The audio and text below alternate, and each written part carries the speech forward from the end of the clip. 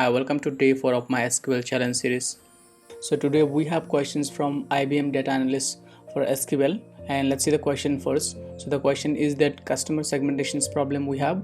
So you have two tables, customers and orders.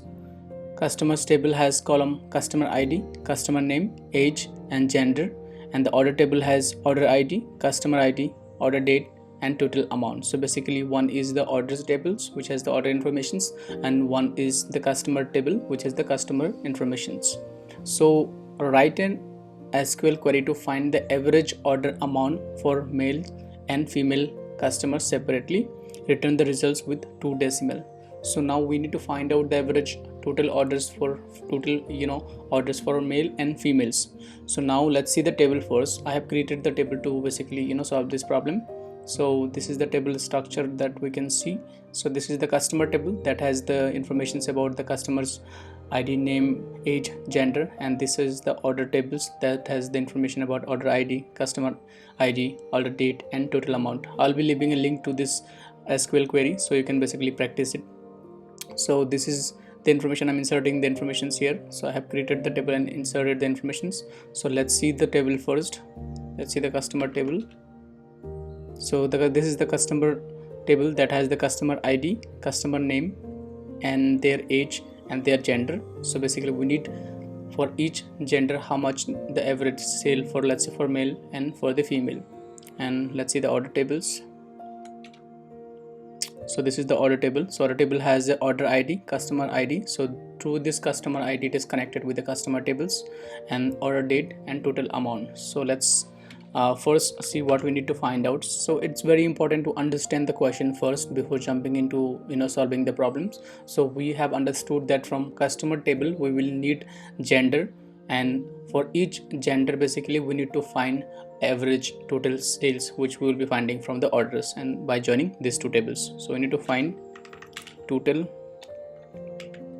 average sales or average spent, and then next we need by gender. So these two things we need, and we need to join. Then what we need to join both the table. So let's go ahead and start the query. So first we will start with select. Now first we need gender which is in the customer table. So we will be doing c.gender. I'm just giving it alias and we'll name it as gender name. Then we need the total amount they have, this total amount, the average amount spent by each gender. So we will be doing avg here, and I will select o dot total amount. So O basically I am aliasing for the orders tables, and C I am aliasing for the customer tables. So this is, we will say as average spent. Now we'll use a from. So now from I'll be using customers as C, and we'll join it with orders as O, and we'll join on the condition of customer ID. So on C, which is customer table dot customer ID equals to order table of O, again customer ID. So we're joining on the customer ID from the both the table. So now then we will be using a group by for the gender. For each gender we need this average amount. So we will be using group by gender name,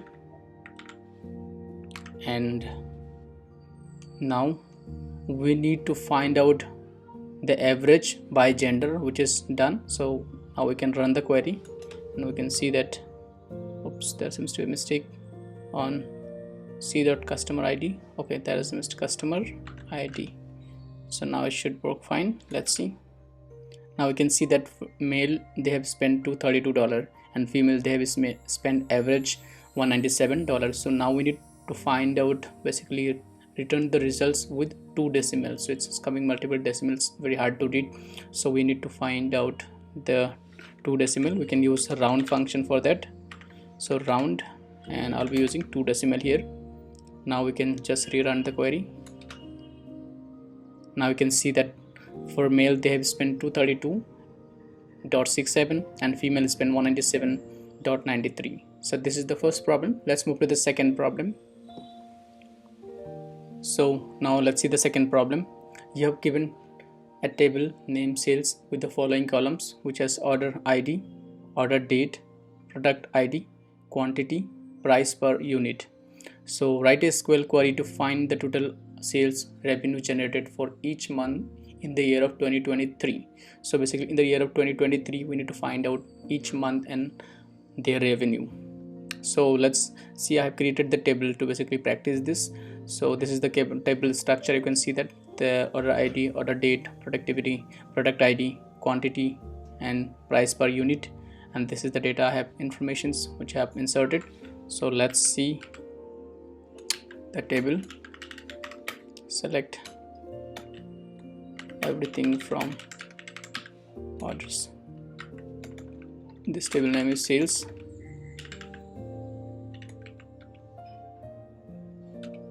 So we have the sales table. So order ID, order date, product ID, quantity and price per unit. So let's just move the questions here.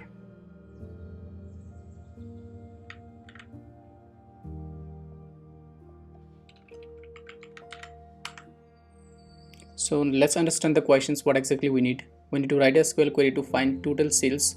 So we need total sales revenue generated for each month of year 2023. So first we need to find out total sales. Then we need to use group by for the month. So by month, which we will be using group by for this. And then we need to use a where conditions to filter for the year 2023. So we use a filter 2023. So we will be following this approach. So let's go ahead and start. So first we need total sales by month. So we'll be using what we will need first is month. So month we'll be getting it from, there is no month column here in this data. So but we have order dates. From the order date we'll be extracting the month here. So we will be using extract function here, extract month from this order date column, order date, and we'll name it as month name. Now then what we need, which is the total revenue generated for each month. So we need sum of revenue, which is the price per unit times quantity. So we'll be using price per unit times quantity, and we'll use a revenue, name it as a revenue. Now we have selected from, which is sales. Now what we need is where functions to select only the order that is for year of 2023. So we'll again use one more extract here.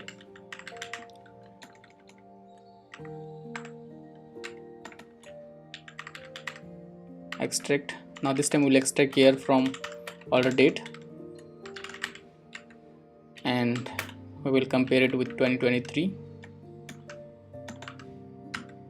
And now you will use group by, which is by the month name.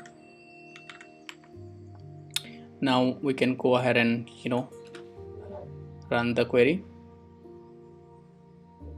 Let's wait for a few seconds. Okay, there seems to be a mistake. Let's go ahead and debug it. Year, month, order date. So year from, skipped from. So now let's go ahead and see here from, oops, here from, we just need to remove it. So extracting year from order date 2023, now should work fine. Now for each month we have the revenue, which is for the month of 1, which is Jan, 32, and for month of 2 we have revenue which is 60, month of 6 which is June, 44, and for July we have 45.30. So this is the revenue we have got for each month for 2023. So we can just make it more better in basically because now we can see only the numbers, but if you want it in then by the name of the month, so we can also do that.